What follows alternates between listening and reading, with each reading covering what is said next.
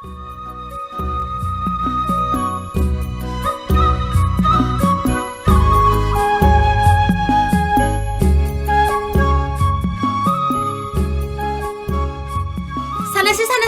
호예 찬나세 그래 찬나시게 강대 찬나세 아들 지제다 항세 항세 아이 한개 제제 타이닝 마사나 호지티 사나드라바 아이코이 뿐나 사나미나바 야바 khana takpiyo Ariba Thainagi masana matamdudana angangsingna sanaba hojikna mantri mandol anga mathausingna sanaba ai takese nanga maga paro magana nanga panaro nangna somda law adudi haurasiko hoi je haurase ngaiko ai hana haige munna taw aduga sanaba haudoini taro ko se boti laishram macha boboti Nanga aiga kaunasi kanana ngamge yengnasi thainagi pulei makhongda pulei ama ta hawi khun bahan ba tanasi se swa yaradra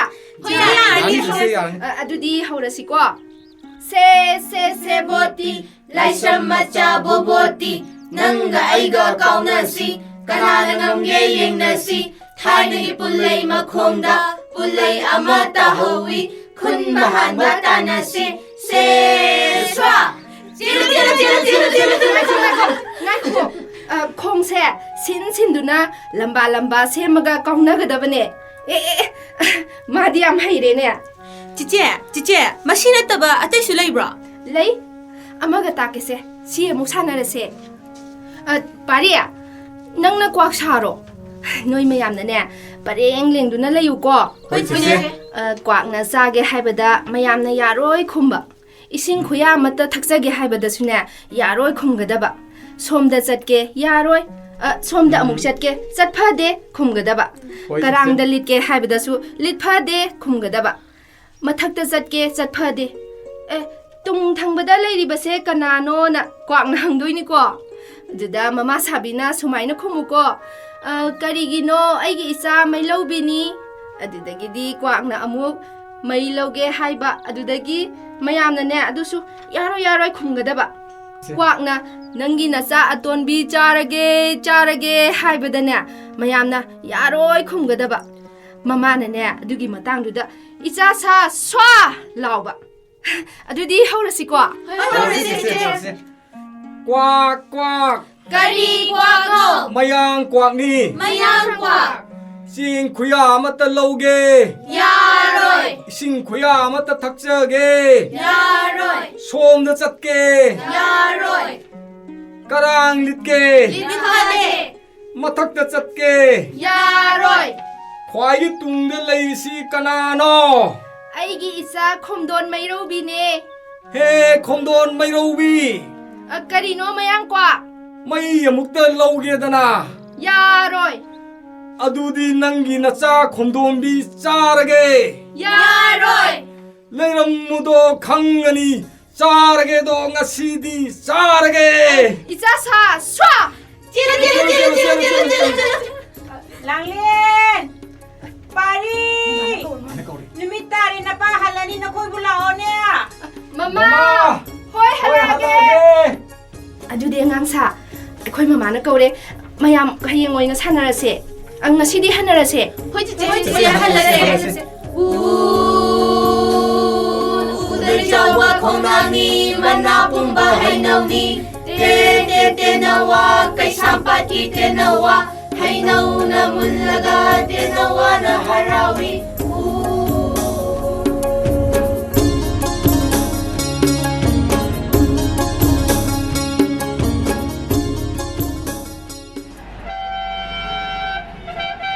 अरे भैया नंग कोदाइदगी ओइबा इम्फालदा कोरी तोबा लागले ओरी भैया आई कोलकाता से गला पोरे को इम्फाल के जब आहान बला पो खोखत गोरेबा ओ अदुदी नंग आहान बदा बन थेंगनतुना अवाब ओइरेबा अवाब ओरेबा अदबो कोरिसु खलुनो वादना नुंगाइबा कोना सु लैतबने लैतेबा अइसु आहान बदा जामना वारमे अदुबु ꯄꯥꯟ ꯗꯨꯀꯥꯟ ꯃꯆꯥ ꯑꯃ ꯇꯦꯛ ꯇꯦꯛ ꯇꯧꯗꯨꯅ ꯍꯧꯖꯤꯛꯇꯤ ꯑꯆꯧꯕ ꯃꯍꯥꯖꯣꯟ ꯑꯃ ꯑꯣꯏꯔꯦꯕ ꯑꯆꯧꯕ ꯃꯍꯥꯖꯟ ꯑꯣꯏꯔꯦꯕ ꯑꯔꯦ ꯚꯌꯥ ꯃꯍꯥꯖꯟ ꯑꯣꯏꯕꯁꯤ ꯆꯍꯤ ꯀꯌꯥ ꯆꯪꯂꯦꯕ ꯅꯣ ꯃꯥꯏ ꯗꯤꯌꯔ ꯆꯍꯤꯒꯤ ꯋꯥ ꯂꯩꯇ꯭ꯔꯦꯕ ꯆꯍꯤꯒ ꯋꯥ ꯂꯩꯇ꯭ꯔꯦꯕ ꯍꯩ ꯁꯤꯡꯕ ꯑꯃꯗꯤ ꯂꯛꯀꯤꯗ ꯂꯩꯔꯦꯕ ꯑꯗꯨꯗꯤ ꯚꯌꯥ ꯕꯟ ꯇꯧꯕꯁꯤ ꯀꯔꯤ ꯑꯣꯏꯔꯦꯕ ꯕꯟꯅ ꯀꯔꯤ ꯀꯥꯟꯅꯔꯦ ꯚꯌꯥ ꯑꯔꯦ ꯚꯩꯌꯥ ꯅꯪ ꯋꯥ ꯍꯪꯒꯅꯣ ꯑꯔꯦ ꯚꯌꯥ ꯃꯈꯣꯏꯒꯤ ꯕꯟ ꯑꯩꯈꯣꯏꯅ ꯀꯣꯔꯤꯒꯤ ꯇꯧꯕꯅꯣ ꯅꯪ ꯍꯪꯂꯒꯅꯣ ꯍꯪꯒꯅꯣ ꯃꯈꯣꯏꯒꯤ ꯕꯟ ꯇꯧꯕꯁꯤ ꯑꯔꯦ ꯑꯩꯈꯣꯏ ꯗꯨꯀꯥꯟ ꯐꯝꯕ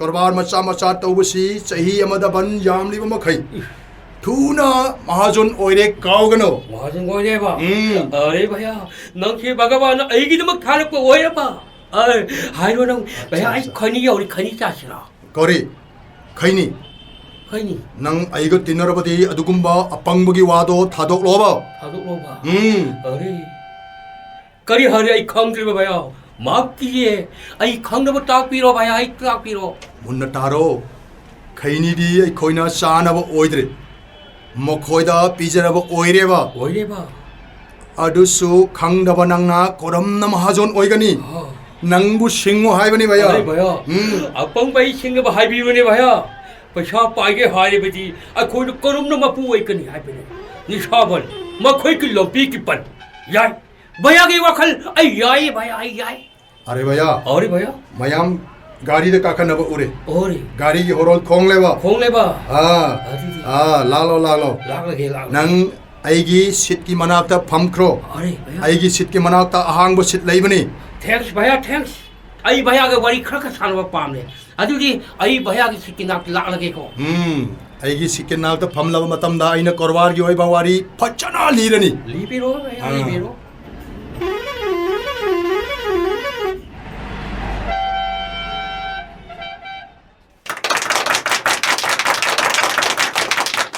ꯉꯁꯤꯒꯤ ꯂꯧꯐꯝ ꯀꯟꯕꯒ ꯃꯔꯤ ꯂꯩꯅꯅ ꯄꯥꯡꯊꯣꯛꯆꯔꯤꯕ ꯃꯤꯐꯝ ꯑꯁꯤꯗ ꯏꯔꯩꯀꯥꯏ ꯑꯁꯤꯒꯤ ꯀ꯭ꯂꯕꯀꯤ ꯁꯦꯀ꯭ꯔꯦꯇꯔꯤꯅ ꯌꯥꯝꯅ ꯃꯔꯤꯛ ꯆꯨꯝꯂꯕ ꯋꯥꯐꯝ ꯈꯔ ꯊꯝꯕꯤꯔꯝꯂꯕ ꯃꯇꯨꯡ ꯑꯁꯤꯗ ꯀꯧꯁꯤꯟꯖꯒꯦ ꯏꯔꯩꯀꯥꯏ ꯑꯁꯤꯗꯒꯤ ꯑꯩꯈꯣꯏꯒꯤ ꯇꯥꯗ ꯀꯨꯃꯥꯔꯕꯨ ꯂꯧꯐꯝ ꯀꯟꯕꯒ ꯃꯔꯤ ꯂꯩꯅꯅ ꯋꯥꯐꯝ ꯈꯔꯗꯪ ꯊꯝꯕꯤꯅꯕꯒꯤꯗꯃꯛꯇ ꯁ꯭ꯇꯦꯖꯗ ꯀꯧꯁꯤꯟꯖꯔꯤ ꯂꯦꯡꯁꯤꯟꯕꯤꯔꯛꯁꯤ ꯇꯥꯗ ꯀꯨꯃꯥꯔ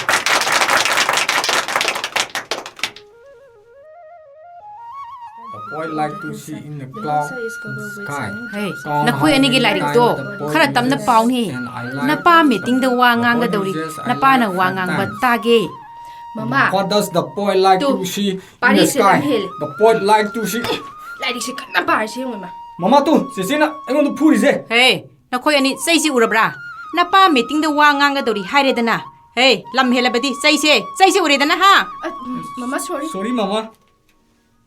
ꯑꯍꯥꯟꯕꯗ ꯂꯝꯗꯝ ꯑꯁꯤꯕꯨ ꯀꯣꯟꯕꯤꯔꯤꯕ ꯏꯕꯨꯙꯧ ꯏꯕꯦꯟꯙꯧ ꯑꯅꯤꯕꯨ ꯀꯣꯛ ꯅꯣꯟꯅ ꯈꯨꯔꯨꯝꯖꯔꯤ ꯃꯊꯪꯗ ꯃꯤꯐꯝ ꯑꯁꯤꯒꯤ ꯃꯌꯥꯏꯒꯤ ꯇꯥꯡꯕꯟꯗ ꯂꯦꯡꯁꯤꯟꯕꯤꯔꯤꯕ ꯑꯍꯜ ꯏꯕꯨꯡꯉꯣꯕꯨ ꯏꯀꯥꯏ ꯈꯨꯝꯅꯕ ꯎꯠꯆꯔꯤ ꯃꯔꯨꯑꯣꯏꯅ ꯃꯤꯇꯤꯡ ꯑꯁꯤꯕꯨ ꯁꯤꯟꯕꯤꯔꯤꯕ ꯃꯔꯨꯞ ꯃꯄꯥꯡ ꯏꯃꯥ ꯏꯕꯦꯜ ꯂꯣꯏꯅꯅ ꯃꯤꯇꯤꯡ ꯑꯁꯤꯕꯨ ꯁꯔꯨꯛ ꯌꯥꯕꯤꯔꯤꯕ ꯈ꯭ꯋꯥꯏ ꯄꯨꯝꯅꯃꯛꯄꯨ ꯅꯅꯥꯏ ꯑꯩꯅ ꯋꯥ ꯈꯔ ꯉꯥꯡꯖꯕ ꯑꯁꯤꯗ ꯑꯁꯣꯏ ꯑꯉꯥꯝ ꯌꯥꯎꯔꯕꯁꯨ ꯅꯆꯥꯅꯤ ꯅꯅꯥꯎꯅꯤ ꯈꯟꯅ ꯉꯥꯛꯄꯤꯌꯨ ꯉꯁꯤꯒꯤ ꯃꯤꯐꯝ ꯑꯁꯤ ꯇꯨꯡꯒꯤ ꯃꯤꯔꯣꯜꯁꯤꯡꯒꯤ ꯇꯧꯗꯕ ꯌꯥꯗ꯭ꯔꯕ ꯌꯥꯝꯅꯃꯛ ꯃꯔꯨ ꯑꯣꯏꯕꯅꯤ ꯍꯥꯏꯅ ꯑꯩꯒꯤ ꯃꯥꯏꯀꯩꯗꯒꯤ ꯊꯝꯖꯒꯦ ꯃꯤꯑꯣꯏꯕ ꯑꯩꯈꯣꯏꯅ ꯆꯤꯟꯖꯥꯛ ꯌꯥꯎꯗꯅ ꯍꯤꯡꯕ ꯉꯝꯗꯦ ꯋꯥꯍꯩ ꯑꯁꯤꯃꯛ ꯑꯆꯨꯝꯕ ꯑꯣꯏꯕꯅ ꯂꯕꯨꯛ ꯀꯟꯕꯒꯤ ꯃꯤꯐꯝ ꯑꯁꯤꯃꯛ ꯌꯥꯝꯅꯃꯛ ꯃꯔꯨ ꯑꯣꯏ ꯍꯥꯏꯖꯕꯅꯤ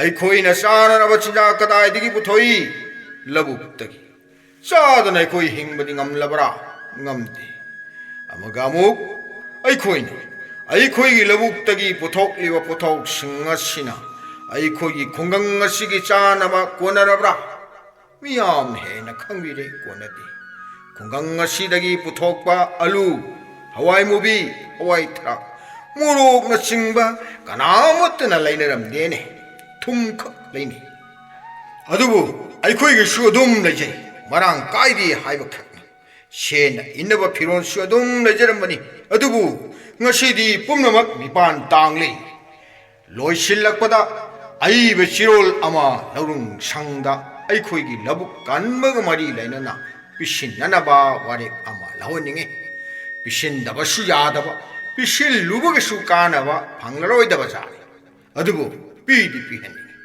ꯂꯧꯔꯨꯡ ꯁꯪꯒꯤ ꯀꯔꯃꯆꯥꯔꯤꯁꯤꯡꯁꯦ ꯂꯩꯕꯥꯛ ꯑꯃꯒꯤ ꯌꯥꯝꯅꯃꯛ ꯃꯔꯨ ꯑꯣꯏꯈ꯭ꯔꯕ ꯑꯗꯨꯕꯨ ꯗꯥꯏꯇ ꯌꯥꯎꯗꯕ ꯃꯤꯑꯣꯏꯁꯤꯡꯅ ꯀꯔꯃꯆꯥꯔꯤ ꯑꯣꯏꯕꯗꯒꯤ ꯑꯩꯈꯣꯏꯅ ꯋꯥꯔꯤꯕꯅꯤꯅꯦ ꯌꯦꯡꯉꯨꯅꯦ ꯂꯧ ꯏꯪꯈꯣꯜ ꯂꯩꯕ ꯌꯣꯟꯕꯒꯤ ꯂꯝ ꯑꯣꯟꯕꯗ ꯄꯩꯁꯥ ꯑꯗꯨꯝ ꯂꯧꯏ ꯀꯅꯥꯅꯁꯨ ꯊꯤꯒꯠꯅꯗꯦ ꯃꯁꯤꯁꯨ ꯑꯁꯣꯏꯕꯅ ꯊꯜꯂꯕ ꯏꯔꯝꯗꯝ ꯑꯁꯤꯒꯤꯗꯃꯛꯇꯅꯤ ꯃꯇꯨꯡ ꯇꯥꯔꯛꯄꯗ ꯇꯨꯡꯒꯤ ꯃꯤꯔꯣꯜꯒꯤꯗꯃꯛꯇ ꯂꯕꯨꯛ ꯀꯜꯂꯁꯦ ꯍꯥꯏꯕ ꯋꯥꯍꯩ ꯑꯁꯤ ꯍꯥꯏꯖꯔꯒ ꯉꯁꯤꯒꯤꯗꯤ ꯃꯇꯥꯡ ꯑꯁꯤꯗ ꯋꯥꯔꯣꯏꯁꯤꯟ ꯂꯣꯏꯁꯤꯟꯖꯒꯦ ꯄꯨꯝꯅꯃꯛꯄꯨ ꯈꯨꯔꯨꯝꯖꯔꯤ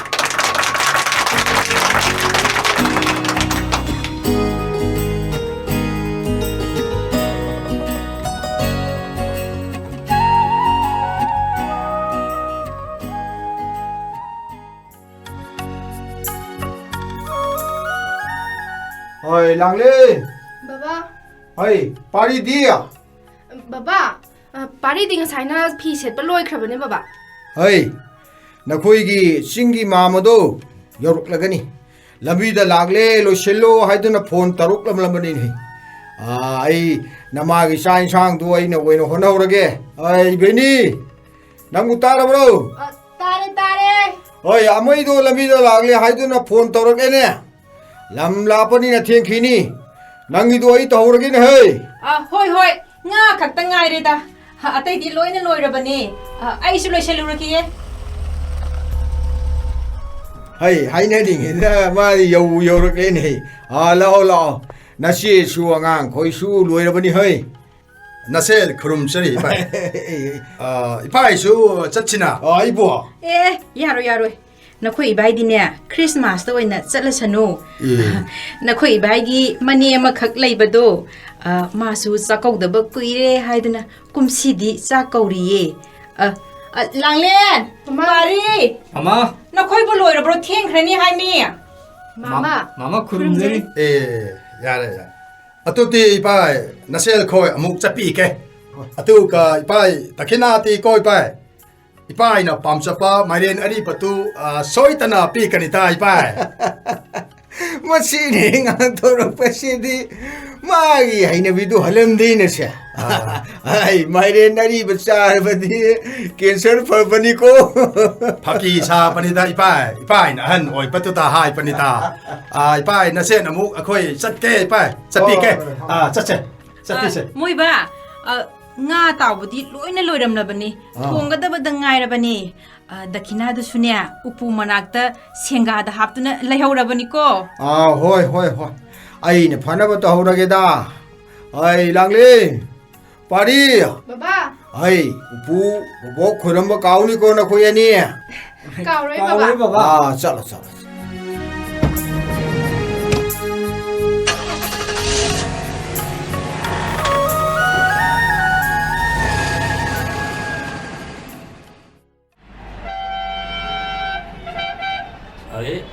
अरे भैया कुदारे लाओगे बा हाँ थंगाल बाजार आइसु थंगाल बाजार लई रे बा थंगाल बाजार की कोसरी थोंगी माया दे लई रे बा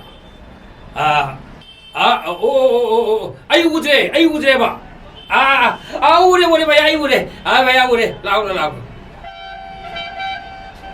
हेलो भैया अरे भैया साथ थक से भैया अरे भैया सारी लंबी थक ले बा कुर्बान की वरी खरा छाने से बा होय आई नंगबु सोइदना मतेंग पांगनी हाइरो नंग कोरी तो पामले अरे भैया मणिपुर से लुक ईस्ट पॉलिसी की यान मरु वही बाबा फंगोई रे भैया अदु आई लम पामले बा मी तागन ILP की डिमांड ले रे बा अदो तुमिना हाइरो लमदी सोइदना फंगने बा पैसा दी खरा हेना चंगने बा अरे भैया आई पैसाउरी भोरी तो ले रे बा आई लम पामले बा आई तोना हाय रे बा भैया लरुंग संगदा आईगी friend ngakta leireba nang korisu wagano yengo manipur gi mapal dagi lakpa manaton sangba mamit lawba kutchu mubai khoibu makhoina moyang koureba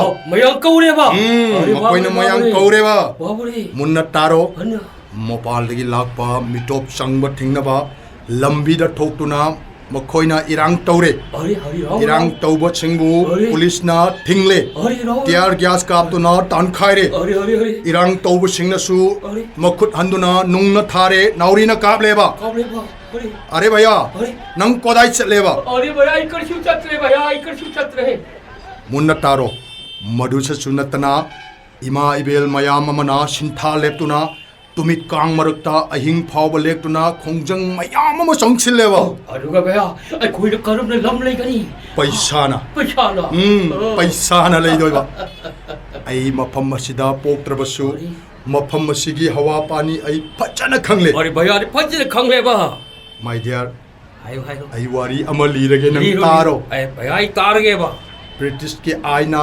सिंगी लमदी protect तौदुना थमले प्रोटेक्ट तौदुना थमलेबा अदुना सिंगी लमदा मपालदगी लाकपा मितोप अखोइदी लाइरदना मैतई पांगल फावबना खुंदा लेताबा कोरिसु यादरे खुंदा पकसु यादरबा भैया ब्रिटिश ना निंखा तमली हाइरिबसे मी अमदी फिराल सिनबखक ओइरेबा मी अमदी फिराल सिनबखक तगे ओइरेबा भैया मखोइना ईदुना थमलंबा आइन सिंग अदुदी अदुम चनदुना लेरे अदुगने माइदिया हायो मितोप चंगबा थिंगनबा खोंजंग चंगसिलबसु अकन इरांग लेरबसु मैतई सिंगना मरुइना मितोप अखोइदा लम ले योनबा लेप लेत्रेबा अरे आ मंत्री दगिना अंगांग फावबना मितोप अखोइदा पैसा खरे हेनबगी लबुक मयाम अमा युमफम थोनबदा कोनानसु अथिंग पीद्रे कोनानसु अथिंग पीद्रबा ओय खंगले मखोई पैसा लुपा पामलेबा मखोई तुंगी वादे मखोई कोरी मत खंदरे भैया कोलब कुमना खरा थिंगे मधुसु कलब सेम्ब साबदा पैसा खरा पीरगा अदुम यारेबा अरे भैया अदुम जाई लम थिबियोबा लबी मया अदिसु लबु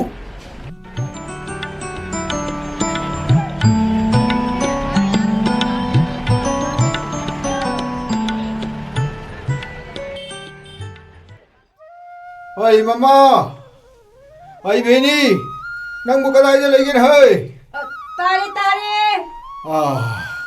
Ising gelas sama tu putoro hey. As, benar luar deh kau gile baksa. Asum nu torom mana tine. Nungsa, ritu kai dana lagi jarum bani. Aduh, nakin tha, ulang tha, kalian tha, nintam tha. Nungju tha, asid awan tha, ritu taruk nan lai tiang libi, singlun mapan napan saba, lok tak imana mingsin oiba, ekoi gipong na pam lamdam se, ngasidi pumon, he wolida. Se, ising ay do, sida lai dese. Kada.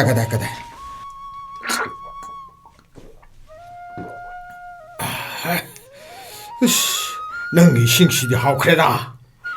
ꯑꯩꯒꯤ ꯏꯁꯤꯡꯅ ꯑꯣꯏꯔꯝꯂꯣꯏꯗ ꯅꯨꯡꯁꯥꯒꯤ ꯃꯩꯁꯥꯗ ꯍꯜꯂꯛꯄꯗꯨꯗ ꯍꯥꯎꯔꯤ ꯑꯣꯏꯔꯤꯅꯤꯌꯦ ꯍꯥꯏꯁꯨ ꯍꯥꯏꯕꯅꯤ ꯃꯃꯥ ꯅꯈꯣꯏ ꯌꯨꯝꯗ ꯂꯩꯕꯗꯤ ꯁꯥꯗ꯭ꯔꯣ ꯑꯁ ꯀꯗꯥꯏꯗꯩꯅꯣꯗ ꯃꯣꯏꯕ ꯌꯨꯝꯗ ꯂꯩꯕ ꯑꯩꯈꯣꯏ ꯐꯥꯎꯕ ꯁꯥꯕꯅ ꯂꯩꯕ ꯉꯝꯕ ꯅꯠꯇꯦ ꯍꯥꯏꯕ ꯄꯨꯝꯅꯃꯛ ꯑꯁꯦ ꯎ ꯋꯥ ꯌꯥꯟꯊꯠꯄꯗꯒꯤ ꯑꯣꯏꯔꯛꯂꯤꯕꯅꯤꯅꯦ ꯎꯃꯪꯗꯤ ꯅꯣꯡꯃꯒꯤ ꯀꯣꯛꯊꯣꯛꯄ ꯁꯨꯝ ꯍꯦꯟꯖꯜꯂꯤꯅ ꯎ ꯋꯥ ꯊꯥꯖꯤꯟꯕꯒꯤ ꯆꯥꯡ ꯌꯥꯝꯅ ꯋꯥꯠꯂꯤ 미오이바 이코시 싱이리 하이니 어두부 아파바다디 카라 마왈이네 싱들이 영어이 마마 미오이바 이코시 싱레리 하이나리네 샤 어두부 마코이네 싱리버시 미하 나바 농마이 샤바 봄 샤바람도 오이네 깐나 싱갈라기에 로이람다이 하이브도 오이라 말레네 마시 까는데다 나오더나 아고 앙앙싱디 시군 하락들이라. 뚜. 하이나링아이다 한모 할래네. 마마. Baba. 라오. 아이코이 백하기 폴 하이도 이모바. 가다. 연기. 아이 파디 너기디 가다. 너기 가서 예고. 아이나 아코이 클래스 키디 아이나 먹고. 아이 마마. 영훈이. 마코이게 클래스 키 먹고 오리버시기 마탁다. 영훈도 야리기 가기 볼수 얌나 왕나 방예미 해능마 양 왕나 방예미 시디야 헤이 아강싱기 샤나나 먹기 아우버가리래 부서 비조 아이 아강이 짜나나 먹다 실루기게 ꯍꯣꯏ ꯅꯈꯣꯏ ꯑꯅꯤꯁꯨ ꯅꯐꯤ ꯅꯔꯣꯟꯗꯣ ꯍꯣꯡꯗꯣꯛꯂꯨꯔꯣ ꯑꯗꯨꯒ ꯏꯄꯥꯒ ꯋꯥꯔꯤ ꯁꯥꯁꯤꯔꯥꯎꯀꯣ ꯍꯣꯏ ꯕꯕꯥ ꯍꯣꯏ ꯕꯕꯥ ꯃꯣꯏꯕꯥ ꯏꯆꯥ ꯑꯅꯤꯁꯦ ꯐꯥꯁꯇ ꯑꯗꯨꯝ ꯇꯥꯗꯨꯅ ꯂꯩꯔꯦ ꯅꯠꯇꯦ ꯍꯌꯦꯡ ꯐꯥꯎꯕ ꯐꯥꯁꯇ ꯑꯗꯨꯝ ꯇꯥꯗꯨꯅ ꯂꯩꯔꯗꯤ ꯅꯨꯡꯉꯥꯏꯅꯤꯀꯣ ꯀꯔꯤꯅꯣꯅꯦ ꯅꯪꯅ ꯍꯥꯏꯔꯤꯗꯨꯕꯣ ꯑꯩꯈꯣꯏꯗ ꯑꯅꯥ ꯑꯌꯦꯛ ꯌꯥꯎꯔꯛꯇꯅꯕ ꯂꯥꯏ ꯈꯨꯔꯨꯝꯁꯤꯅꯦ ꯏꯆꯥ ꯑꯅꯤꯁꯤꯗꯤ ꯑꯩꯅ ꯃꯨꯟꯅ ꯈꯪꯉꯤꯅꯦ 스쿨기네 오자시는 아무나 타갓카보니 마코야니나 파서좀 따니까 나띠 하이리시부 아시행브로 아시행거니네 이랑뭐 바바 바바 까리 하이드노 까리 하이드노 바바 라라라라 라 아이 나마수 따졌어 아빠리야 바바 능한 하요 능 나영 싸우라가 능 거리 오니 아유 바바다 하요 바바 하요 엄마 하유네 아이나 하이행 싸우러가 पुलिसकी अचौबो नि नि वैगेदा बनी चाची वैगेदा बनी ꯑꯩꯈꯣꯏꯒꯤ ꯂꯩꯕꯥꯛꯁꯦ ꯐꯠꯇꯕ ꯂꯝꯍꯦꯟ ꯇꯨꯃꯦꯟꯕ ꯃꯌꯥꯝ ꯑꯃ ꯂꯩ ꯂꯩ ꯑꯗꯨꯗꯒꯤ ꯈꯖꯤꯛꯇꯪ ꯑꯣꯏꯔꯕꯁꯨ ꯆꯨꯝꯊꯣꯛꯄ ꯉꯝꯅꯕ ꯆꯨꯝꯃꯤ ꯋꯦꯒꯗꯕꯅꯤ ꯆꯥꯁꯤ 이사 랑렌디 마마 바바수 마마수 구름제리 야래 비마 야 마마 바바세 그레이드 4니고 마니 아이 그레이드 4기 마차 오이저러버수 브리티스나 닝카 탐바 피람러버수 마코이기 아인디 ꯑꯗꯨꯝ ꯆꯠꯅꯗꯨꯅ ꯂꯩꯔꯤ ꯑꯗꯨꯅ ꯑꯩ ꯂꯩꯕꯥꯛ ꯑꯁꯤꯒꯤ IAS officer ꯑꯣꯏꯅꯤꯡꯉꯤ 이름담시기 사나바 아이나마 셈방 없나나바 오이저기 꼬바바 라오 샤샤 이빠 꼬니 라오네 바바 나코 파워 찍잖아 나코이기 닝바 통잡 오이저로고 오이저기 바바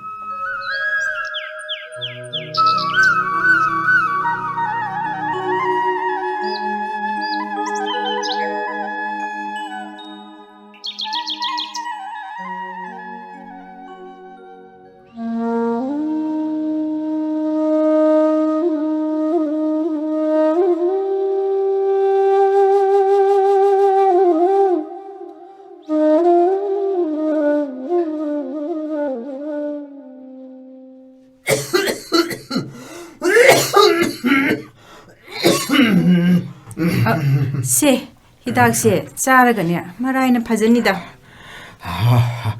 학장씨 야너 쏙다 닥터는 이럭버치 신고 까다이다 레이크래 이목도 yen게 까리슈 떠오래 하이리두디 세 yen덕 샤루 세 히닥 좀 탁시세 하이 세세세 히닥세 하나 탁시 까다이 세 이신 가직단가 탁전 미우세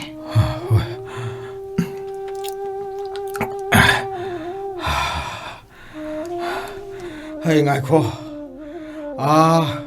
머닝기 나우비 람 lalonbado nang hanglambani ne 칸데다 좀나 좀 항바 오이리니예 nangise ai khanganba yadaba wafamla ha manadi nang he lakpuga tamu haramida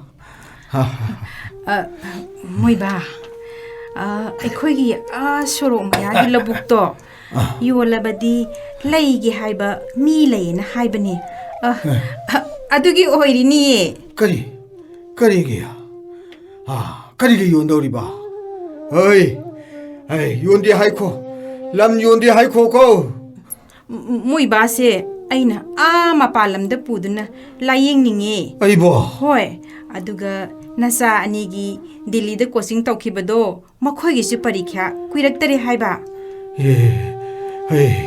아이보 닥터는 그리 라용니 하이게네 ngaiko nangishi ayamna chingnarakeda doctor ne irakpuchi sangdu su nang yenge yade aduga nungti nangna chandun thilamma nangna chandun thinkidebagi manam karigino ayune chandun thinkidebagi manam karigino moiba aise singmining olne 사가야시나 사마사시나 아이보 ꯃꯣꯏꯕꯥꯁꯨ ꯍꯟꯊꯅ ꯌꯦꯡꯕꯗꯣ ꯑꯩ ꯈꯪꯉꯤ ꯃꯗꯨꯒꯤꯗꯃꯛ ꯑꯩꯅ ꯆꯟꯗꯣꯜ ꯊꯤꯟꯕꯅꯦ ꯃꯣꯏꯕꯥꯅ ꯅꯥꯗꯨꯅ ꯂꯩꯔꯒ ꯑꯩꯅ ꯆꯟꯗꯣꯜ ꯊꯤꯟꯗꯨꯅ ꯀꯦꯕꯗꯣ ꯑꯩ ꯄꯥꯝꯗ꯭ꯔꯦ ꯑꯩ ꯄꯥꯝꯗ꯭ꯔꯦ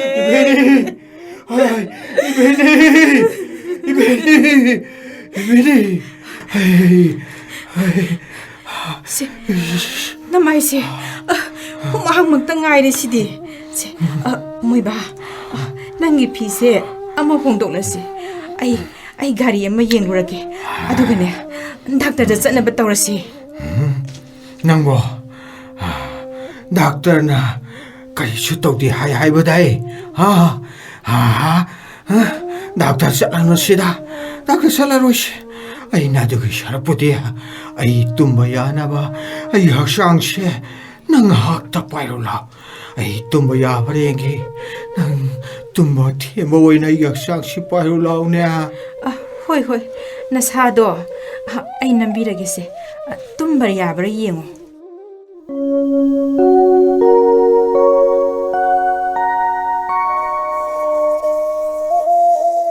ꯀꯨꯃꯥꯔ ꯅꯪ ꯑꯩꯈꯣꯏꯒꯤ ꯂꯝꯗ ꯆꯠꯂꯁꯤ ꯑꯩ ꯆꯠꯂꯣꯏ ꯇꯥꯏꯕꯪ ꯆꯤꯟꯖꯥꯛ ꯆꯥꯔꯅꯨ ꯂꯥꯏꯒꯤ ꯂꯩꯕꯥꯛ ꯍꯩꯅꯝ ꯂꯩꯅꯝꯇꯅ ꯊꯜꯂꯕ ꯑꯩꯒꯤ ꯍꯥꯏꯕ ꯂꯩꯇꯕ ꯅꯨꯡꯉꯥꯏꯔꯕ ꯂꯝꯗꯨꯗ ꯅꯪꯁꯨ ꯆꯠꯂꯁꯤ ꯑꯩ ꯆꯠꯂꯣꯏ ꯀꯨꯃꯥꯔ ꯆꯠꯂꯁꯤ ꯑꯩ ꯆꯠꯂꯣꯏ ꯀꯨꯃꯥꯔ ꯆꯠꯂꯁꯤ ꯑꯩ ꯆꯠꯂꯣꯏ ꯀꯨꯃꯥꯔ ꯆꯠꯂꯁꯤ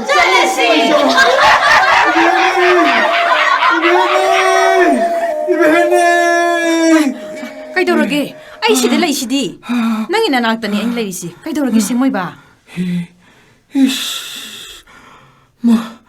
ꯃꯪ ꯑꯣꯏꯔ ꯃꯥꯜꯂꯤ ꯂꯥꯏꯅꯤ ꯁꯨ ꯇꯧꯏ ꯑꯩꯕꯨ ꯂꯥꯏꯔꯕꯥꯛꯇ ꯆꯠꯂꯁꯤ ꯍꯥꯏꯗꯨꯅ ꯑꯩꯒꯤ ꯈꯨꯠ ꯄꯥꯏꯗꯨꯅ ꯆꯤꯡꯂꯝꯃꯤ ꯍꯦꯔꯥ ꯅꯈꯨꯠꯁꯦ ꯅꯊꯕꯥꯛꯇ ꯊꯝꯗꯨꯅ ꯇꯨꯝꯕꯗꯨꯗꯅꯦ ꯃꯪꯂꯥꯛꯅꯔꯤ ꯑꯣꯏꯔꯤꯅꯤꯌꯦ ꯁꯦ 이신 khaziktang thaksansi se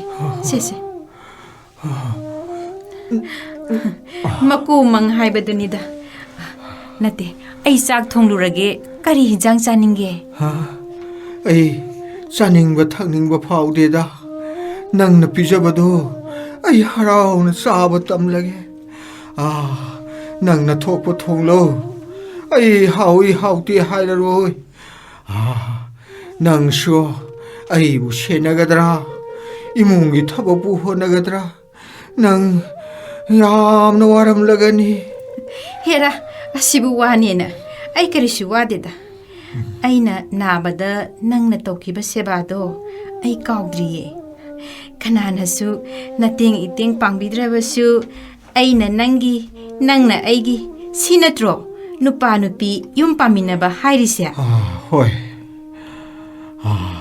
college tamlingai matamdo ningsing lai hin he se tumba dum themuse tumba themni haidudi ai sak thonglukhige kuiroi ko puning she nu shiri bani ne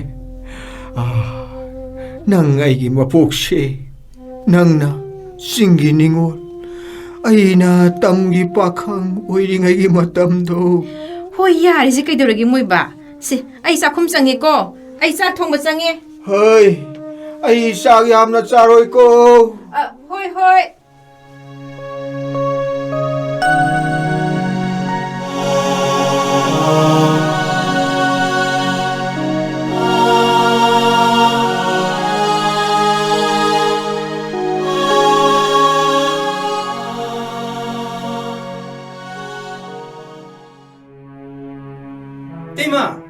Tima, kana lege? Tima, Naubia, nang sinong na pangkrida. Yumda lakanu haiba na tro aina. Adoy Tima, lam lege da ba mi sing du na taksil pa du da na. Ai khang ngam da de gi Tima gi na ta lao. Hojik su ne. Ma khoi sing du yum da le hori. Somda lao si, sida lao. Noi ta da kuma ta ra ba di ne, wa thok toi ni. Ma di lam yon ba ya di. Ai na han hai khra du di. Si, ai wa hai gi si. Soi ga tawgadaba che chang sing ado poro paisa su ko ꯑꯩ ꯁꯣꯏ ꯁꯥꯡꯁꯤꯡ ꯑꯗꯣ ꯑꯩꯅ ꯊꯣꯛꯄ ꯅꯣꯏꯇꯥ ꯀꯨꯃꯥꯔꯗꯒꯤ ꯂꯧꯔꯒꯦ ꯍꯟꯗꯛꯀꯤ ꯍꯞꯇꯥꯁꯦ ꯅꯣꯏꯇꯥ ꯀꯨꯃꯥꯔꯁꯦ ꯃꯄꯥꯟꯗ ꯄꯨꯗꯨꯅꯅꯦ ꯂꯥꯌꯦꯡꯂꯨꯔꯒꯦ ꯑꯩꯅ ꯍꯥꯏꯔꯤꯁꯦ ꯅꯪ ꯚꯥꯞ ꯇꯥꯔꯦꯗꯅ ꯍꯣꯏ ꯏꯇꯩꯃ ꯑꯗꯣ ꯏꯇꯩꯃ ꯑꯩꯅ ꯑꯩꯒꯤ ꯁꯦꯜ ꯈꯔ ꯈꯥꯏꯕꯤꯌꯨ ꯍꯥꯏꯕꯗꯨꯗꯤ 이때마디 와 아니 수디 능 하나까리 하이나키게 ꯑꯗꯣ ꯏꯇꯩꯃ ꯑꯩ ꯆꯦ ꯆꯥꯡꯁꯤꯡꯗꯣ ꯂꯧꯔꯨꯔꯒꯦ ꯑꯗꯣ ꯏꯇꯩꯃꯅꯅꯦ ꯐꯣꯇꯣꯗꯨꯒ ꯑꯙꯥꯔꯒꯗꯣ ꯊꯧꯔꯥꯡ ꯇꯧꯕꯤꯔꯝꯃꯣ ꯄꯩꯁꯥꯗꯤ ꯍꯣꯔꯦꯟ ꯁꯣꯏ ꯇꯧꯕ ꯂꯣꯏꯔꯒ ꯑꯗꯨꯝ ꯇꯧꯔꯁꯤꯀꯣ ꯏꯇꯩꯃ नत्ते तोक्लसे हाइब्रो हा तोक्लसे हाइब्राबा अवांगी तोंदांगदो लाक्लंबनी अइनने नंगना हाना लाक्पदुदा नंगमु तौजसनु खनबनी नत्रगना तोक्थोसिरो 이때마 아이네 독백도 실라게 아이 제상신도 러루라게 कयां कुइरा कदुइनो आइदिने कुइरादिने तोंदांग कौरनिको नंग आइबु सावगनो इतैमगिसे अनाबिदमक्ता योनबनिको होय इतेमा आइ यारिबा मखै थुने लांनो होनजरगे तोंदांग पनबदुदि इतेमा आइगा सावबिनिको इतेमा आइना पैसा पाइबा मी वरमलबदिने लमसी योनद्रबसु इयामबगी लायंबगी पैसासे आइना लोइना पुथोलंबा याबने आइ चले इतेमा ओय ओय कुइरानो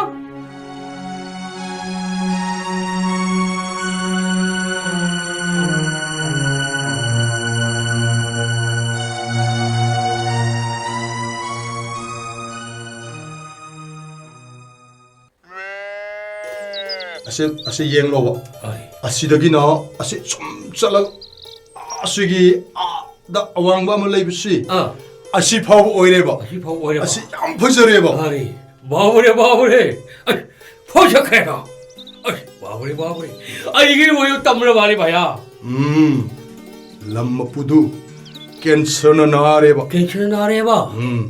अदुबु नारिबा मसानदी लौसी योलु याद्रे बा मागी नुपीनदी मागी नुपागी मथ्वाय अदु कैंसर गी खोयाटगी कन्ननबा फचक्रवलबु असि योलेबा अरे भया अभी भया के खुद ले रे बा आई खल थुवा पाले भया आई खल थुवा पाम ले असे पाइरो से येंगलो अदु येंगलो येंग मफम असिगी मियोय सिंगना मपानदगी लाकपा अखोइबु मफम असिदा लैहनिंगदबा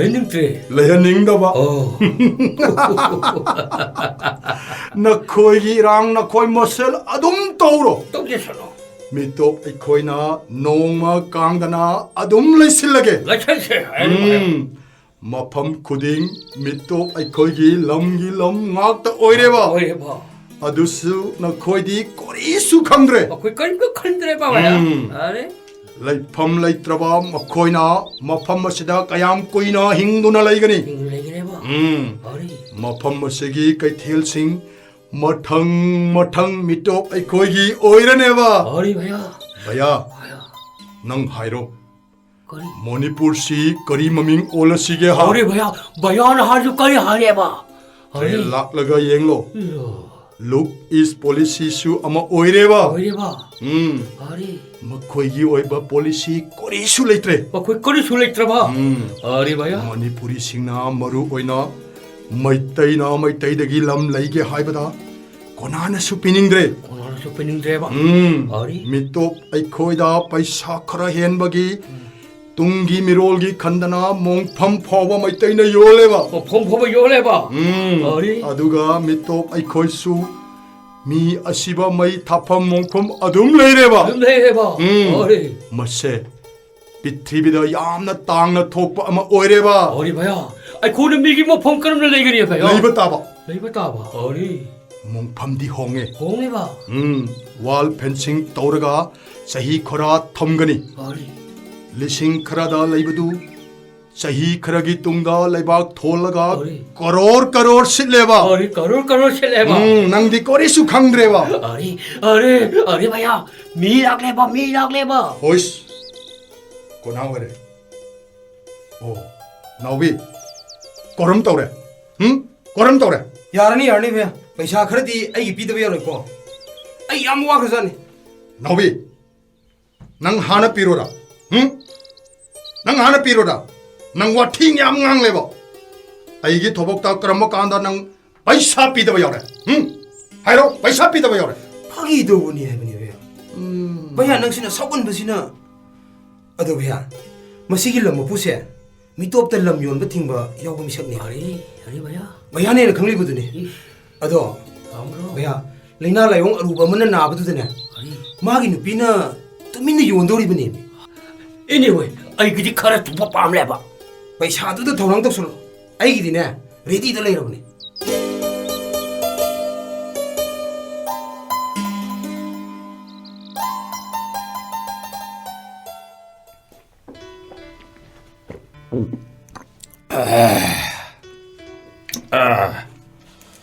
ꯄꯨꯟꯁꯤꯗ ꯈ꯭ꯋꯥꯏꯗꯒꯤ ꯅꯨꯡꯉꯥꯏꯕ ꯍꯥꯏꯕꯗꯨ ꯉꯁꯤ ꯑꯣꯏꯔꯦꯕ ꯃꯥꯅ ꯑꯩꯕꯨ ꯃꯤꯌꯥꯝ ꯃꯃꯥꯡꯗ ꯈꯨꯄꯥꯛꯅ ꯊꯥꯔꯦꯕ ꯅꯊ꯭ꯋꯥꯏ ꯃꯥꯡꯅꯤꯡꯕ꯭ꯔꯥ ꯃꯤꯇꯣꯞ ꯃꯆꯥ ꯊꯤꯅ ꯆꯩꯔꯦꯕ ꯑꯗꯨꯒ ꯉꯁꯤꯗꯤ ꯃꯤꯇꯣꯞꯀꯤ ꯈꯨꯠꯇ ꯅꯁꯥꯒꯤ ꯂꯝ ꯅꯨꯡꯉꯥꯏꯔꯦ ꯉꯁꯤꯅ ꯅꯪꯒꯤ ꯂꯝ ꯍꯌꯦꯡꯁꯨ ꯃꯊꯪ ꯃꯊꯪ ꯃꯤꯇꯣꯞ ꯑꯩꯈꯣꯏꯒꯤ ꯈꯨꯠꯇ ꯅꯣꯡꯃ ꯀꯥꯡꯗꯅ ꯅꯈꯣꯏꯅ ꯌꯣꯟꯕ ꯂꯝ ꯅꯣꯡꯃ ꯀꯥꯡꯗꯅ ꯂꯩꯒꯅꯤ ꯆꯍꯤ ꯈꯔꯗ ꯅꯈꯣꯏꯒꯤ ꯂꯝ ꯑꯌꯥꯝꯕ ꯃꯤꯇꯣꯞ ꯑꯩꯈꯣꯏꯒꯤ ꯃꯤꯡꯗ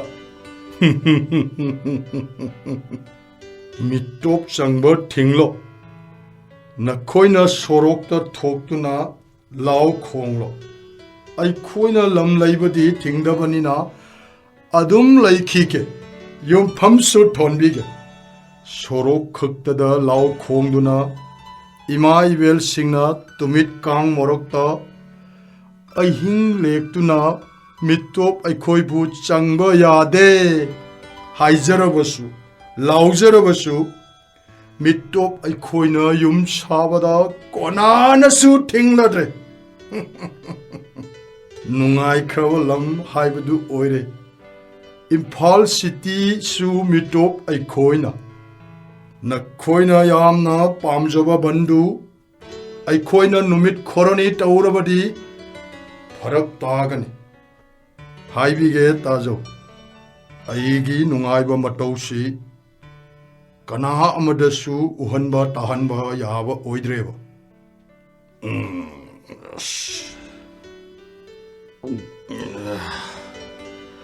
खुद ठेगलगा सही खोरगी तुंग नखोइगी सेम मिटोप अखोइगी ओइरनेवा मस्से असेंगबने नखोइदी कोरिसु खंखिरो मिनुंगसी चावबा सा नखोइगी सेंग हवाई फिरोल नखोइगिदमक अखोइना पुरकलिबसिदी नखोइगी मैतै सेंग नखोइगी लसिंग पुमनमक नखोइगी आ ताबुनुंगदा भैया भैया विश थोंग हांगो भैया कोना ओइरे भैया अइने नौबिने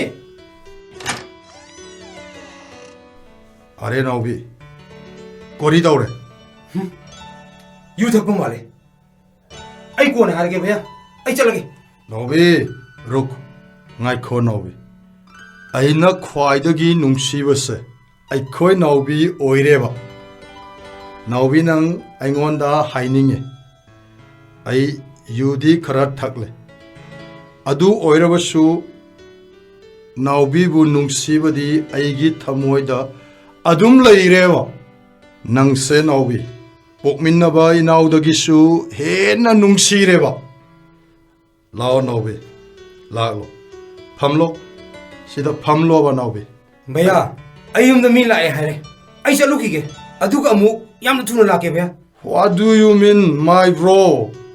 Hairo, aigi naubi, aina semgani. Nang paisa paining bra. Huh? Hairo naubi, nang paisa paining bra. More is an international market. You know naubi. Naril da leiro. He naubi, nang bot lepke hai bra. Hairo, karabadi 50%. काद्रबसु ꯅꯪꯗꯤ ꯀꯣꯔꯤꯁꯨ ꯃꯥꯡꯂꯣꯏ ꯑꯩꯒꯤꯁꯨ ꯀꯣꯔꯤꯁꯨ ꯅꯠꯇꯦ ꯅꯥꯎꯕꯤ ꯑꯩꯒꯤꯗꯤ ꯃꯁꯦ ꯑꯆꯧꯕ game ꯑꯃ ꯑꯣꯏꯔꯦꯕ भैया नंग यामना वाबा माले भैया से घाक तुमुसे ना पोथारो भैया no no no no no नाउबी no no no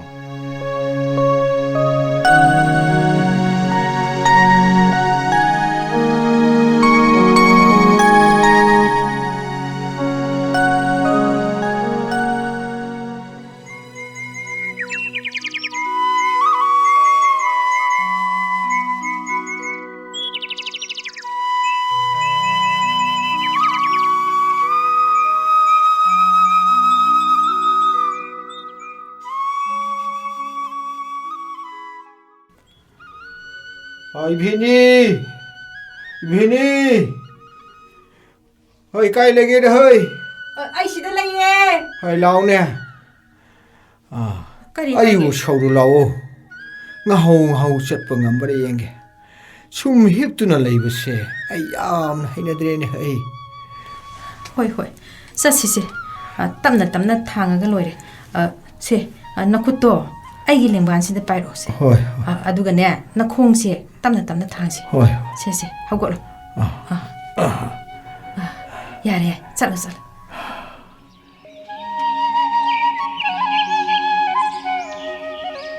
kaya da fajarab, yeng bagi pen na nai tida, malaya nung sinak sang sira yai bada, ak sang si tek lai ne, hai yeng ulau ne mama nang ba, phogi phauna na, malang na liri humlak bada, the na nau na jagoi shari base. Puning hu na kaya da pazariba. Hai, nango naruluk thadu na kari khalibano ne. Laun he nango, yengo laun he. Ure. Ai su ure. Yengoi, lim na ingana, inot ka na laruk tagi lauri la na sanariba se. Kaya da nungay na sanariba. Yengo, 파자다 영혼이 헤이마 나부 까위 뻘레 미오이버기 북삭띠마 낭나 삐비버니도 미오이버 쿠나야 시나디 헤이마 낭구노무 까가나망 따르레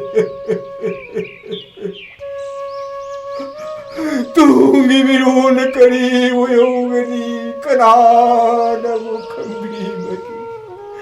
Tungi miruna kari wayogani haywasi kanana kangwayawani. Kanana mo kambibati. Kanana mo kambibati. Ibu kari hairasigi. Moiba nang nadi nangi labukki phajabase. Yengduna chalido adubu nangdi lokpham mase mitoki oikre khangjadabana phaugi phaunana jagoi chaba yengbabu aibu kari oirasige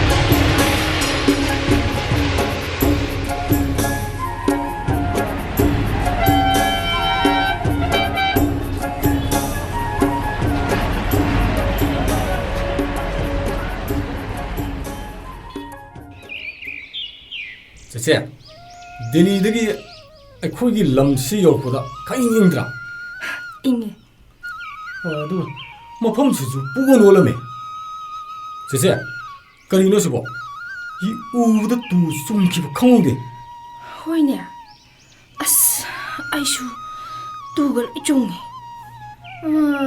safe agricultural land haiba banner amasu yungni as mi sibagi mongpham malida Save agricultural land. pariya lao yumda hansaslo Babado phone su parakte. Meeting yaw sa khibjala khangdi. hoi thuna lao ba aidi yumda baba mama uninge ba mama na phone tawrakanu haiba duda phone da wari sabasu sakhidrabani Sese, ngakho. Khoi low phaw lokti wa labukta. Leba maya ma thungjili se.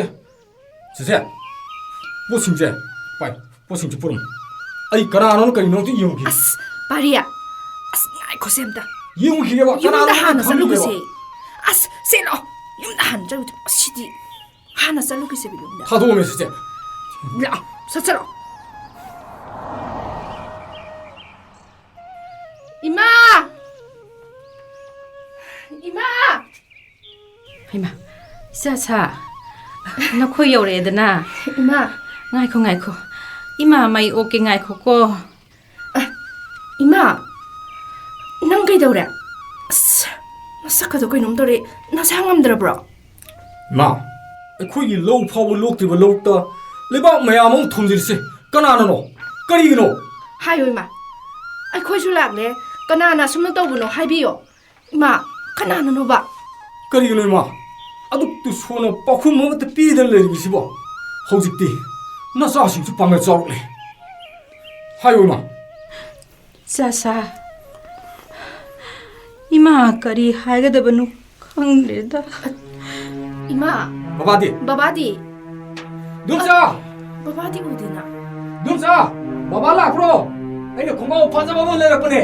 Baba na meeting da wa ngang da shina ba. Dumsa oi dumsa aina su puri angaba phajaba ama leire ai khoi babadi puri angaba yamna pamjabane meeting da wa ngang bada lidana bana baba na meeting da wa ngang bada ta da ba kuire Sese.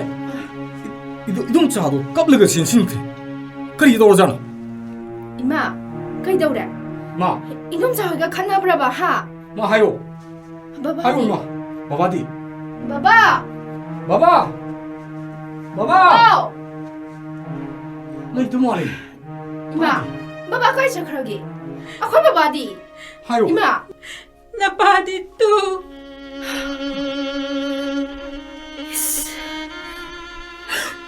babagi photo da anau balai pare baba Baba. Baba to ni su hayo. Baba.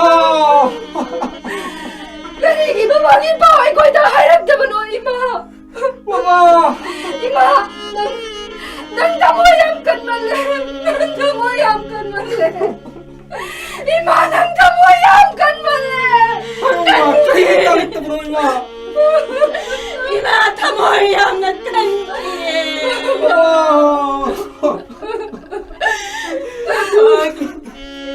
Namagi, wai kanna nama, namai na kanna ponarabasu. Kumagi hospital na da, ay koi pum namapu tungoy na ramlaga. Sansar tado kay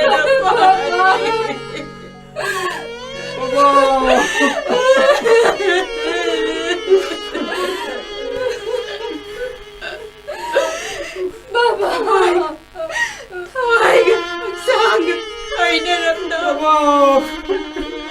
Masapong naman pumanang panglupo. Ima, hay na oras, hay na kangli na malagutuna.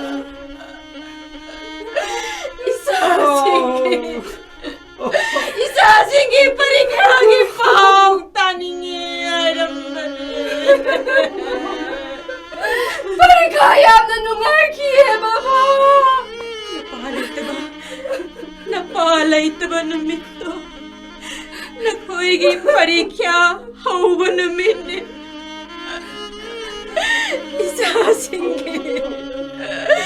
Isasinggi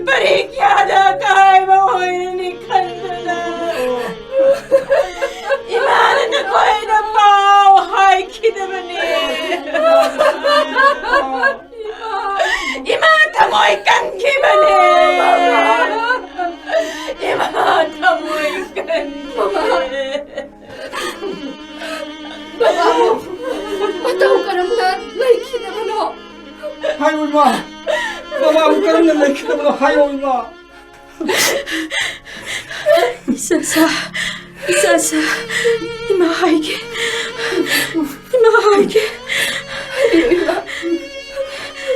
Imase, 마마 imase, singmi ningol nin.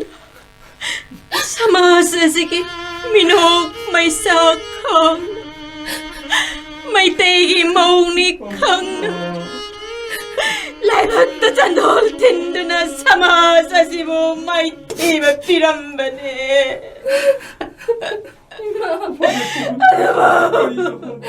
Ada mo nga sidi na may tire. May tire.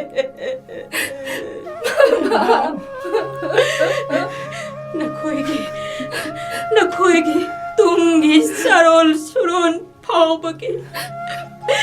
Buksak tokpom lam pawai bimana satik tampam. Lem ngana irang kana sana pam. Imana napawakan na nabayon kibane. Imao pailay kide.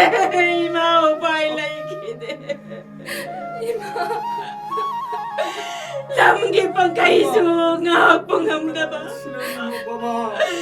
Napagilay na si Sunsa manakre.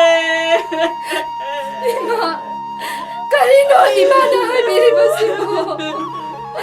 Karino imana haibiri basibo. Karino imana haibiri basibo. Ay ko lamso nang ginapagilay na su cancer ne. Cancer.